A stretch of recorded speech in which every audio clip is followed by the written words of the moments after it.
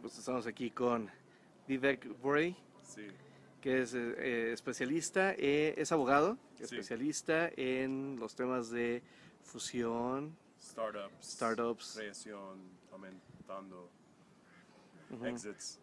Sí, vamos a tener la entrevista en Spanglish. Sí.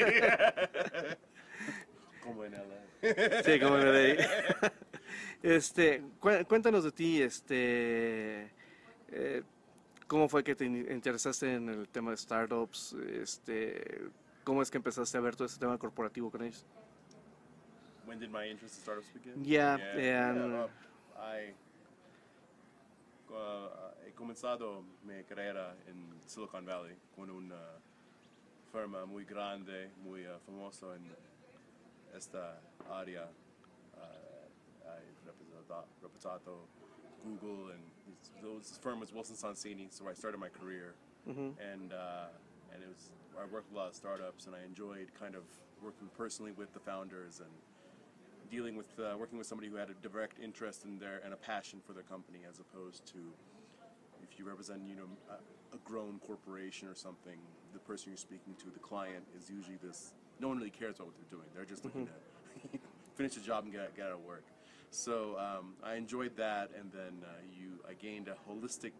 I appreciated the fact that when you were dealing with a company from the ground up, you gain a holistic understanding of the business and the law and how this all kind of functions together, as opposed to I was more of a counselor as opposed to just a legal specialist. So I enjoyed that, and then I did a lot of work initially, especially with a lot of cross-border startups in India and Asia.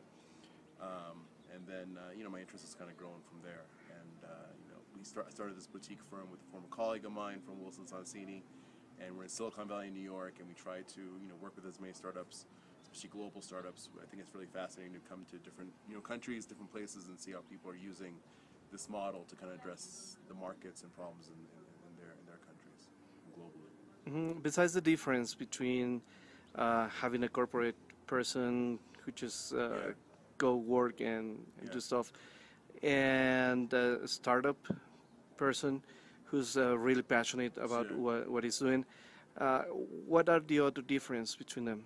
Well, I think you have to end up wearing many hats. Also, when that person, you kind of have to, I mean, there's a, as far as myself representing them, I have to be able to think about a lot of different areas at once, as opposed to just kind of a specific area of the law, for example. I have to think about many different things that are happening within the company. And so the person, the founder, has to be able to gain that understanding as well. They might be a programmer, they might be a business person, in their kind of, but they need to gain an understanding of the company as well. So we kind of work together and educating them on that, given our own experiences with other companies and what we've seen, and then they kind of educate us about the various sectors they're working on. So it's a very interesting. It's very much much more of a collaborative effort, I feel, when you're working with a startup, representing a startup, than kind of just a simple representation. What is the most common problem or counseling you gave to startups? There's a variety of things. I mean, I tell them, it's just, of course, I think there's one in which, it's the key thing for them is to take a plunge and put their idea out there, begin to test it, begin to validate it, and begin to, a lot of what we were talking about this weekend, the lean startup methodologies, and kind of adopting those and maybe beginning to attack a problem and validating it, because understanding that they're building a business and they need to understand their product and their customer base, and not just kind of get caught up in the fact that they love their idea. I mean, that's great, but it's not their child. So you're building a business and gaining that understanding. And then, I mean, the toughest part is sometimes they might be doing everything right, but then sometimes capital raising money for them to grow might be a difficult problem. And so, you try to help them out as much as you can. But I think those are kind of the two key areas I know, especially in the early stage. All right, and well,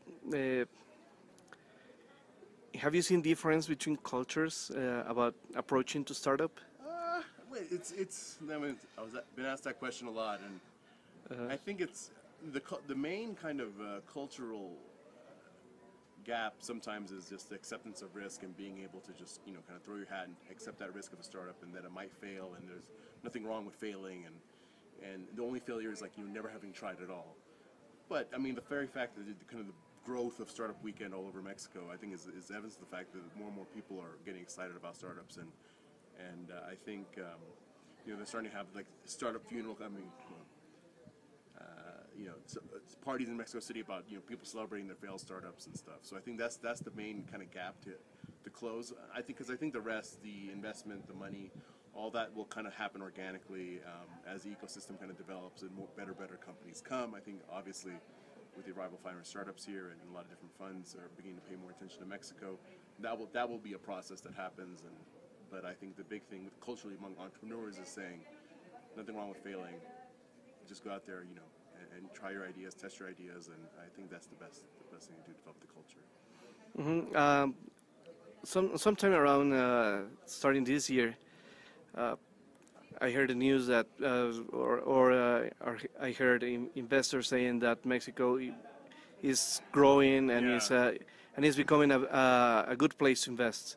Yeah, I mean, I think, and people say that, I mean, and so there are different kinds of investments. So I think, you know, there's the kind of traditional kind of manufacturing, oil, the kind of traditional sectors that, you know, Mexico has strengths in.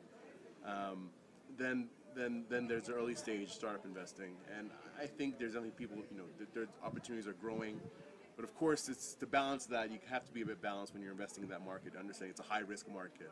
But you know, as the ecosystem grows and we kind of have, you know, more of these events and more of these accelerators that kind of help validate some of the ideas and get, you know, develop some really good teams, I think there will be, especially with Mexico, and especially since its proximity to the U.S. and then its ability to be an entry point into Latin America, and that is the largest market, you know, Spanish-speaking market in the world.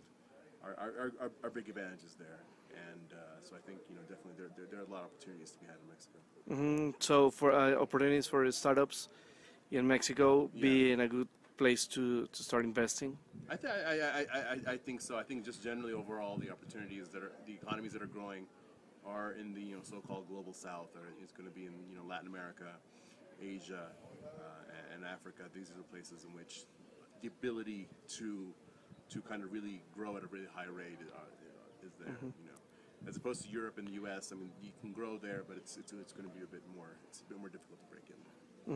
Now, being a lawyer, which is kind of difficult. Did you sleep at night? Not because of that, but because everybody asking you probably things about, or something about what can I do or what can I can't do. Sure. What is your advice on the legal field about a startup?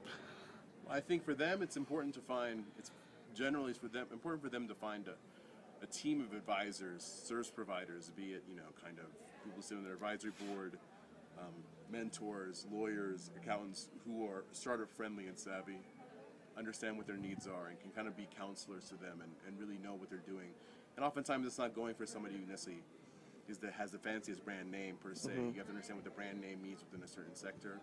And I think it's important for a startup. I'd encourage them, if looks like they're going to be forming a company and taking an idea forward, it's never too early to engage a lawyer, so you can kind of get things set up properly the right way the first time.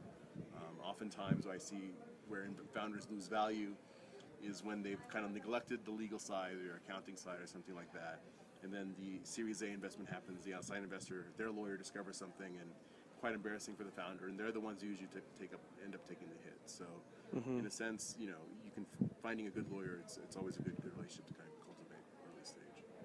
Well, thank you very much. Thank you.